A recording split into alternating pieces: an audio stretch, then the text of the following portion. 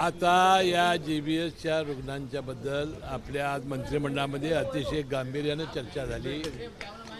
आज आरोग्य विभागानं आणि आमच्या वैद्यकीय शिक्षण विभागानं त्याची SOP आता जाहीर केलेली आहे। टास्क फोर्ससुद्धा आता नेमतोय। टास्क फोर्सची नावं आता आपल्याला जाहीर होतील आणि मला वाटतं त्याचं औषध हे फार महाग आहे। ते औषध स्वस्तात स्वस्त कसं मिळेल आणि मोफत कसं मिळेल हे शासन प्रयत्न करतं आहे आणि मला वाटतं पिण्याच्या पाण्यामधूनच हा आजार फैलावतोय अशी आता समोर आलेला आहे।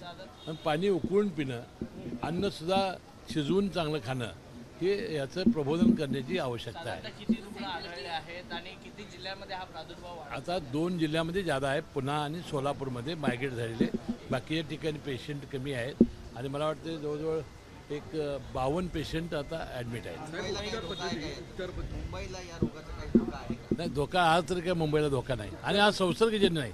उपचार पद्धतीमध्ये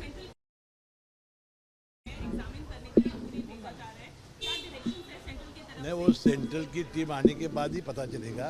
सेंट्रल की टीम आ रही है, हमने टास्क फोर्स किया है और सभी गंभीरता से इसका काम करेंगे। ये संसर्गजन्य नहीं है। सर लोकसभेमध्ये महात्मा ज्योतिबा फुले योजनेमध्ये याचा घेतलेला आहे, पण महात्मा ज्योतिबा फुलेमध्ये हा रोगाचा समावेश केलेला आहे। त्याचे फायदे मिळतील आणि जिथं असतील तर तक्रारी करा, याची निश्चितपणे दखल घेतली आजच्या जाईल। कॅबिनेटमध्ये एसटी प्रतिबंध घालण्यासाठी काही नाही, एसटी मंडळामध्ये काही चर्चा प्रतिबंध नाही। घालण्यासाठी काही उपाययोजना, प्रतिबंध या रोगावर प्रतिबंध म्हणजे पाणी गरम करणे, अन्न शिजवून चांगलं खाणे। सर बेसिक चीज है कि साफ पानी हर किसी को मिलना चाहिए, but still we are on this situation कि पानी की वजह से डिसीजेस फैल रहे हैं। डोंट यू थिंक कि ये गवर्नमेंट का भी कहीं ना कहीं लैप्सेस है और प्रॉपर्ली मैनेज नहीं किया जा रहा है? वो पानी अच्छी तरह से अभी उबाल कर पीना चाहिए।